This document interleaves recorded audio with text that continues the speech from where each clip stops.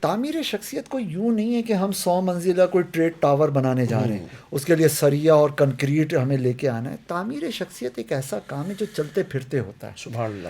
اٹھتے بیٹھتے بس توجہ کیجیے، اللہ کو یاد کیجیے، تعلق جڑ جائے.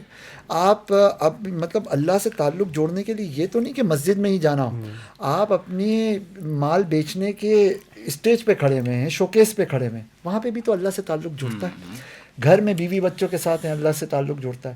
اچھا، اسی تعلق کو آپ اخلاق کے رنگ میں رنگ لیجئے، اسی تعلق کو آپ علم اور معرفت کے رنگ میں رنگ لیجئے. کبھی عبادات، کبھی معاملات، کبھی اٹھنا، کبھی بیٹھنا، یہ سب چیزیں مل جل کر ایک شخص کو اتنی بلندی کی طرف لے کے جاتی ہیں کہ جس کے لیے یہ لفظ موضوع ہے تعمیر شخص. اور اس پر ایک جملہ میں عرض کروں کہ جب ایک مسلمان کہیں بیٹھے لوگ کہیں کہ با اخلاق شخص تھا، اگر جب وہ چلے تو اس کی چال چلن ایسی ہو کہ لوگ کہیں کہ ایک با اثر شخص جو ہے نا وہ گزرا ہے.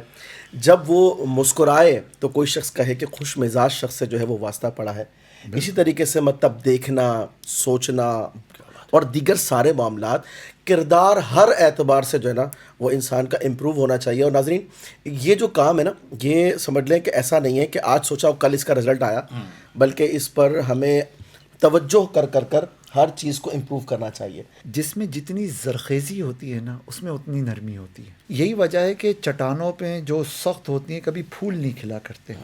تو حضور اکرم صلی اللہ علیہ وسلم تو کائنات کے لیے رحمت ہیں. ان کی نرمی تو قابل تقلید ہے نا، ہم سب اس کو فالو کریں. اللہ نے انہیں نمونہ بنایا، ماڈل بنایا ہے ہمارے لیے. یہاں پہ ایک چیز جو اصل کوسچن تھا کہ ہمارے مذہبی طبقے میں ایسا کیوں نہیں ہے. تقریر کے حوالے سے دیکھیں نا تو یہ لگی بندی اور پرانی عادتیں ہیں، بس آہستہ آہستہ چینج ہو رہی ہیں. آپ بھی تو چینج ہو ہی گئے نا. تو یہ چینج ہو رہی ہیں، پر پہلے ایسی ڈیوائسز نہیں تھی، پہلے ایسے گیجٹس نہیں تھے کہ جو ہماری وائس کو صحیح انداز میں پہنچا دیں. اب وہ دیہات میں ایک مجمع ہے، بھونپو والا ایک مائک ہے، وہ کبھی چلتا ہے کبھی سیٹی بجاتا ہے. تو وہ جو مقرر صاحب تھے انہوں نے اپنی آواز سے ہی کام چلانا شروع کر دیا. پر اب چیزیں چینج ہو رہی ہیں. اچھا، پھر اس طبقے کی ایک خوبصورتی یہ ہے کہ یہ اپنے بڑوں کو فالو کرتا ہے. اب وہ دیکھا کہ ہمارے فلاں مقرر صاحب تھے، وہ تیز آواز میں بات کرتے تھے تو وہ اس کو فالو کرتے رہے. پر اب عادتیں بدل رہی ہیں، چیزیں بہتر ہو رہی ہیں اور بہتر ہو جائیں گی. جیسے مجموعی طور پر ہماری قوم اچھی ہے.